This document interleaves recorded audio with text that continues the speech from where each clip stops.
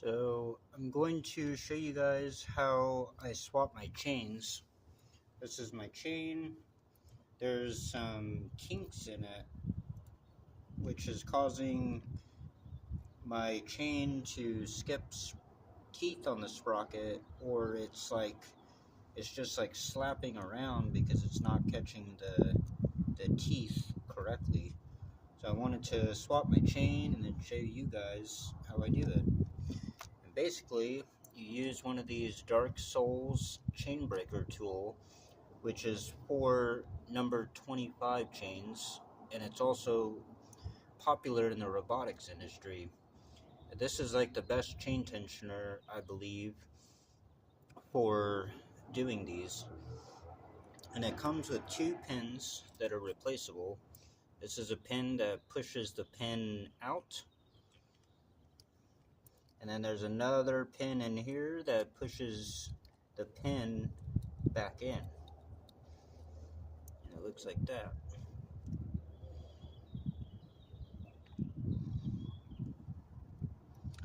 And they're both replaceable parts. So you can buy these if they were to break or something, or you lost them, you're able to replace them. So here's my chain. I've got some white out. What I do is I'll white out one of the links, so that way when I'm counting each link, which each link for me is going to be each indent on the chain, because one indent will be the outer side of the chain and the other indent is going to be the inner part of the chain. And the only way to connect the chains is if you have an outer part and an inner part that's able to connect. Because if you have two outer parts, then you're going to have two pins and you're not going to be able to connect it. And if you have two inner parts, you're not going to have any pins to be able to connect it. So it has to be done correctly. So as you guys can see here, I've marked the chain with some white out right there, so I'm able to count how many links are in this chain. Now the chain was a little bit too loose, so I'm going to count all the links and then do -1, and then I'm going to have to count it again on the new chain to get the right size I need.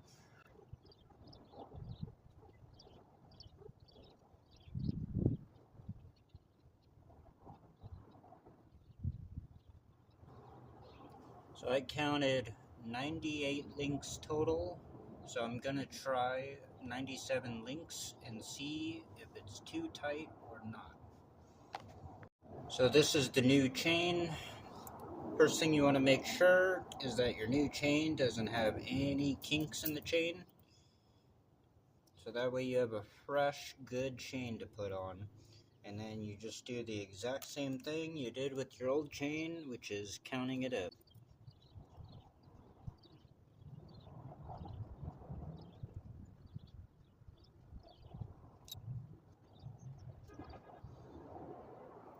So I'm currently at the 97 link mark, but the way I'm looking at it is that it's going to be two inners. Maybe that's why I went 98, but 98 felt too loose. So I'm going to try 96, and hopefully it's not too tight, but that's going to give me a male side and a female side to connect the chain with. So what you want to do is there's like a pin inside here that actually holds the chain in there, so that way it lines up to the screw to push the pin out. You want to put the exact link that you want there, which looks like that, and it actually holds the chain on its own because of that pin that's in there. And then you'll want to take whatever Allen key, I don't know what size this is, but whatever one that fits in the part you're gonna break the chain with. Basically, there's like a pin and you're gonna be able to see it come out of here and be able to tell that it's lined right up to the pin. And then there's gonna be some force, and you're just gonna push it. You're gonna start seeing the pin being pushed out on this side. Now mine, my chain tensioner, I pushed the pin too hard too many times. It has a hole, so I have to be extra careful with mine not to go past that hole. But if you have a brand new Darksouls chain tensioner, this hole won't be there. So that was from me just pushing the chains too hard at one time. But you want to get it to where the pin is on the last link, where it doesn't come off all the way, which will be much easier to figure out with the brand new chain breaker. But as you can see, it broke the chain right here, and I have that. And I just realized that even though I went too short and told you guys I was going to come out with 2 negatives, came out 2 negatives, so I'm going to add that 1 extra link, and hopefully that 97 is going to be a perfect link. So I'm basically just going to put the part that I just took apart back together, so that way I can actually get 1 link less out of this. Now there's a hole, I don't know if you guys can see, but there's like a hole that you want to push your pin into, and you want to make sure that the part that's pushing your pin in, it can either be all the way out or out enough for the pin to actually go in the hole there, or this won't work. You put the pin in the hole, and then you have to like put this back on there, and then there's that pin that's gonna hold the chain there.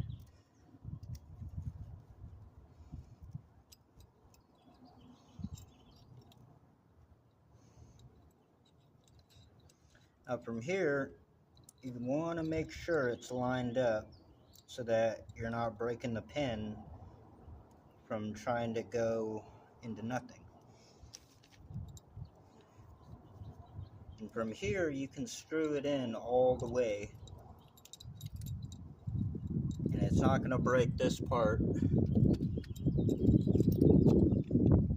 I got to back it out because I can see the pin bending.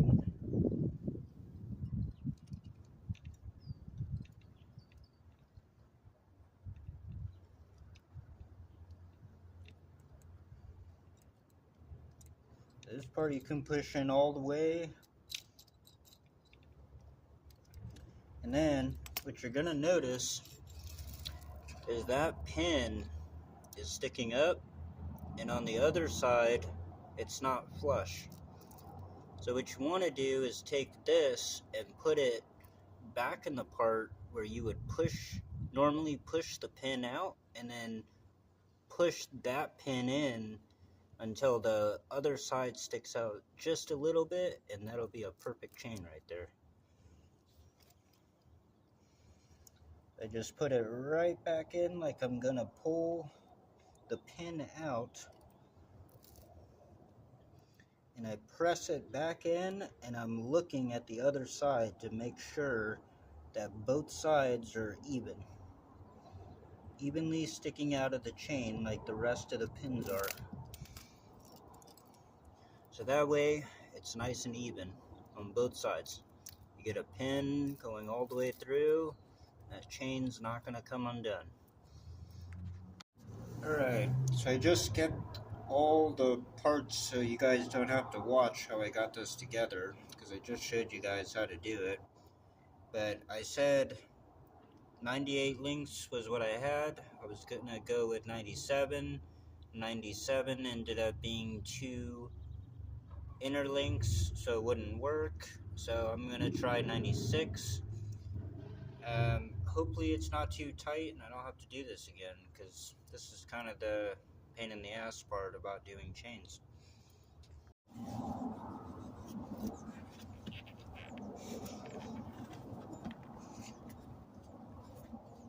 So what you want to do, grab your new chain that you're going to put on.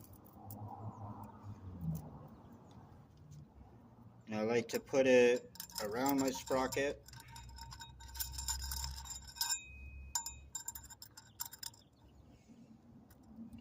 And then I'll just kind of put it in there. Can't forget your wheel to sprocket spacer, or sprocket to frame spacer, whatever that's called.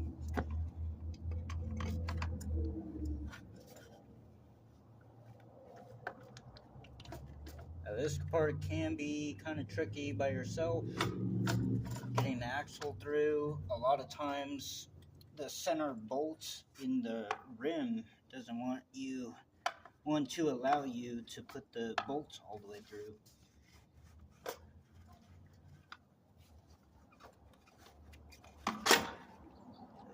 You might have to wiggle it around, or you might have to take like a screwdriver and put it in the other way and kind of guide the bolt through so that it's actually like moving the inner spacer.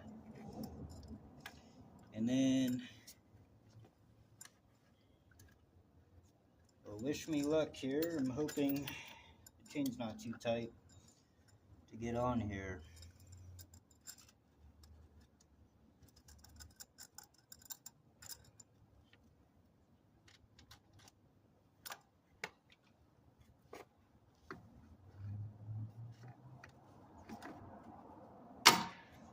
So what I like to do is like hand tighten the bolts down so that nothing can come out, and then I'll be able to see if the chain will actually roll on there.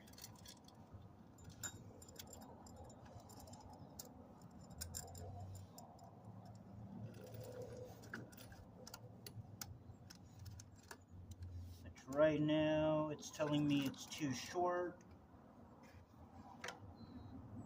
I don't know if this is going to work.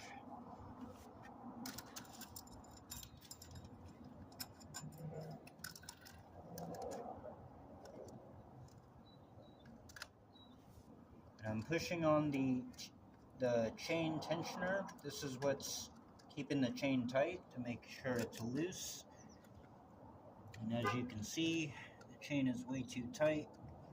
Unfortunately, I can't go 97 links, and 98 links was getting a little scary.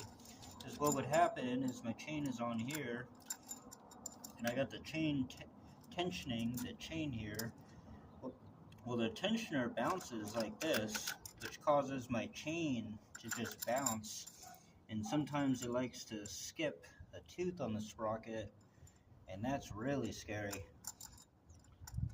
But it looks like I'm just going to have to run a little loose because it's too tight here, so I'm going to have to go back to 98 links. So now I've got back to 98 links, where I thought it was too loose, but maybe it's perfect.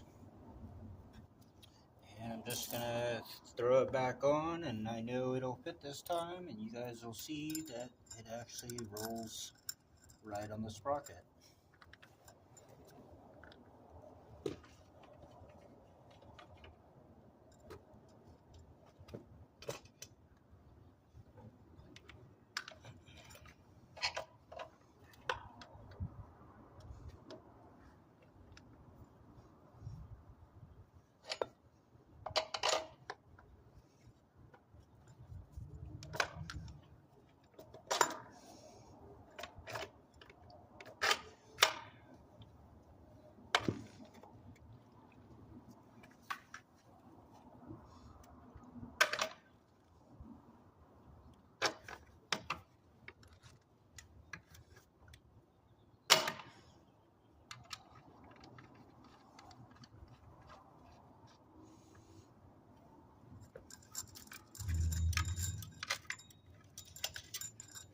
So I take like the chain off the rear sprocket once you got the axle connected, so it can't go anywhere. And and I put it on the front sprocket first, and then I get it straight on the back. And as you can see, it goes right on there. I just don't like that when my chain is loose, there's like this much extra in here. So like my chain likes to slap around and then goes like that. I don't know. I can hear it when I'm riding and it kind of scares me, but like, I don't know. I haven't had an issue. Maybe I'm just scared to chain drive. I also have a GoPed Sport. I feel a lot more comfortable on a spindle. Yeah, that's how you do the chain and how you put your rear wheel back on as well. And then from there, you just want to tighten your bolts all the way down until you can't tighten them anymore, and then you just make sure that they're stuck there, that you can't get them off by hand.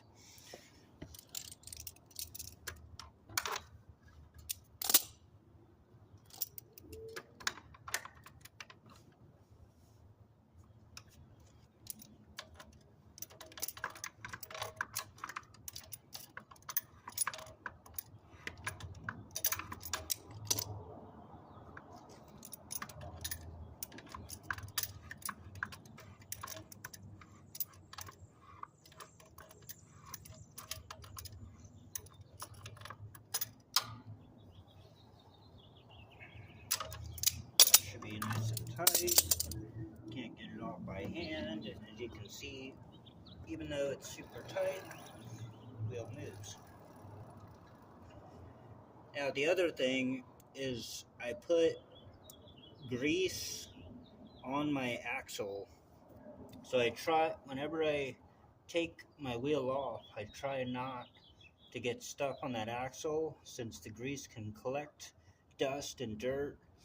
And then I'm trying not to like take my rag and like clean the grease off, because I'm not carrying grease on the field. Now you don't have to run grease in there. I ran without grease for like probably like 8 months, and then someone in the GoPed community said that it was okay to grease my axles. So that just gives me a extra mind that I know that that's working properly.